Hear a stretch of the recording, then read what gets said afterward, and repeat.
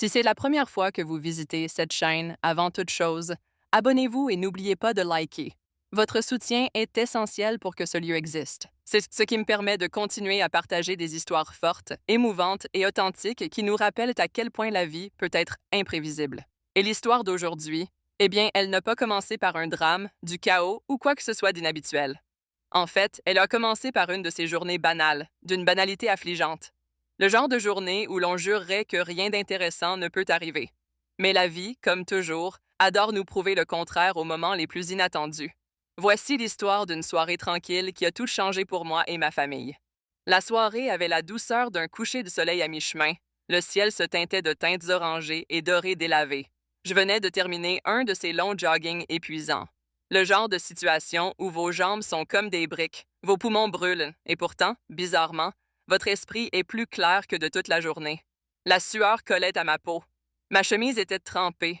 Je ne rêvais que d'une longue douche chaude pour faire fondre le stress qui s'était installé en moi comme de la poussière. Quand je suis entrée dans la maison, quelque chose clochait. Un silence régnait. Un silence immobile, mais pas le genre de silence paisible. C'était un silence vide. Le genre de silence qui vous fait vous arrêter sur le seuil. Ma tante et ma cousine n'étaient pas là. Ce qui n'était pas surprenant en soi, mais d'une certaine manière, ce vide pesait plus lourd que d'habitude. Depuis le décès de mon oncle il y a 3 ans, cette maison n'était plus la même. Avant, c'était bruyant, plein de bavardages, de rires spontanés, du bruit des casseroles qui s'entrechoquaient dans la cuisine, de disputes futiles sur le menu du dîner. L'air était désormais légèrement feutré, comme si la vie avait été ralentie. Nous avons tous essayé de nous adapter. Je me disais que tout allait bien, mais au fond de moi, je savais qu'il manquait quelque chose. Pourtant, comme toujours, j'ai ignoré cette pensée. J'ai jeté mes vêtements de course dans un coin, j'ai attrapé une serviette et je suis allée directement sous la douche. Dès que l'eau a touché ma peau, le monde a ralenti. La vapeur m'a enveloppée comme une couverture. J'ai pris plus de temps que d'habitude, laissant l'eau emporter tout. Les pensées stressantes, les soucis, les souvenirs qui aiment se faufiler quand on baisse sa garde. Pas de bruit de pas, pas de porte qui s'ouvre, pas de bruit de fond, juste le rythme régulier de l'eau qui résonne dans le silence. Pendant ces quelques minutes, c'était comme si le monde s'était arrêté rien que pour moi. Si seulement j'avais su ce qui m'attendait derrière cette porte de la salle de bain. Toujours enveloppée dans ma serviette, je suis sortie, persuadée que la maison était vide. Mais quand je suis entrée dans le salon, je me suis figée au beau milieu d'un pas précipité vers lui. Pourquoi tante et mon cousin étaient-ils tous deux assis sur le canapé, tous deux me regardant droit dans les yeux? Mon cœur a fait un bond dans ma gorge. La chaleur m'a instantanément envahi. Ce n'était pas la serviette. Ce n'était pas de la gêne au sens habituel du terme. C'était le choc, la soudaine prise de conscience que je n'étais pas seule, que quelqu'un m'avait vu au moment précis où je m'attendais le moins à ce que quelqu'un soit là. Il y a une différence entre être déshabillée et être prise au dépourvu. Et à ce moment-là, je me suis dépouillée émotionnellement comme je ne l'avais pas été depuis des années. J'ai marmonné quelque chose, des excuses à moitié formulées dont je ne me souviens même plus. J'ai attrapé mes affaires et j'ai pratiquement trébuché dans ma chambre. J'ai fermé la porte derrière moi et me suis appuyée contre elle, respirant comme si je venais de courir 1 kilomètre. Je me suis dit, ce n'est rien, ils oublieront, j'oublierai. Mais la vie ne nous laisse pas oublier les choses aussi facilement. Les jours suivants, j'ai commencé à remarquer des détails insignifiants. Un regard qui s'attardait un instant de trop. Un léger changement de ton chez mon cousin. Une demi-seconde d'hésitation avant qu'il ne me réponde. Pris individuellement, ces détails n'étaient rien. Mais ensemble, ils ont perturbé mes pensées. Le malaise n'était pas bruyant. Il était discret, subtil, comme un bruit de fond. Un bruit qu'on ne peut pas couper. Je repassais sans cesse la scène dans ma tête. Pourquoi cela m'avait-il autant affecté? Pourquoi était-ce si lourd?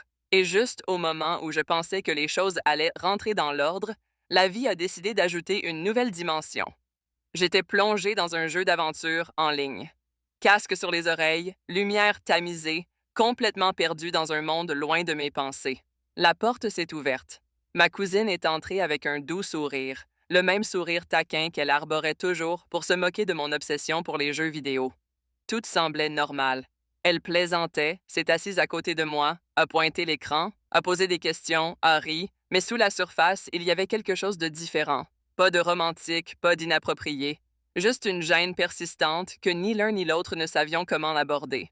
Il y a des moments où deux personnes qui ont grandi ensemble se sentent soudainement comme des étrangers, l'espace d'un instant. Cette nuit-là était l'un de ces moments. Des mots simples, mais trop prudents. Les blagues, même les plus simples, avaient un poids. Nous marchions tous les deux sur des œufs, évitant d'aborder un sujet tabou. Et aucun de nous deux ne savait comment briser ce mur invisible. Les dîners habituels étaient légèrement différents. Les conversations un peu plus courtes. Les rires un peu forcés. Ce n'était la faute de personne. Ni la sienne, ni la mienne. C'était l'effet domino d'un moment gênant dans une maison qui portait déjà le poids d'années de souffrance silencieuse. Une maison où chacun souffrait en silence, où les émotions restaient inexprimées, où nous survivions sans vraiment vivre, et où la vie n'avait pas fini de nous apprendre. Un soir, longtemps après le dîner, ma tante m'a appelée dans le salon. Sa voix n'était ni en colère, ni contrariée. Elle était fatiguée, douce, chargée de souvenirs. Elle ne voulait pas parler de l'incident gênant. Elle voulait parler de tout ce qui l'entourait. Elle a parlé de son deuil, de la façon dont la perte de son mari l'avait changée, de ses efforts sociétaux pour rester forte pour tous, et comment le silence était peu à peu devenu une habitude au lieu d'un apaisement. En l'écoutant, j'ai eu un déclic. L'incident n'était pas la raison pour laquelle la maison était différente. C'était simplement l'étincelle qui avait révélé toutes les émotions que nous avions enfouies. Nous ne communiquions pas, nous ne nous soutenions pas. Nous évitions précisément les choses dont nous devions parler. Et parfois, la vie nous oblige à affronter ce que nous avons ignoré. Après cette conversation, quelque chose a changé dans la maison. Pas immédiatement, mais petit à petit. Ma cousine et moi avons recommencé à plaisanter. Naturellement, nous avons davantage discuté au dîner. Ma tante souriait plus et même riait parfois. Nous avons commencé à manger ensemble au lieu de nous disperser dans des coins séparés. La gêne n'a pas disparu. Elle a évolué vers la compréhension, vers une prise de conscience, vers l'appréciation. La maison a retrouvé sa vitalité. Et j'ai réalisé quelque chose d'important. Parfois, un petit moment inconfortable devient la porte d'entrée vers une guérison plus profonde. Ce n'était pas le problème. C'était la lumière qui révélait tous les problèmes que nous avions portés en silence. Nous ne nous contentions plus de survivre. Nous renouions les liens. Juste au moment où tout semblait se calmer, alors que la tension s'était enfin transformée en quelque chose de significatif, un événement inattendu se produisit. Quelque chose de petit, quelque chose de simple, mais suffisamment puissant pour tout bouleverser.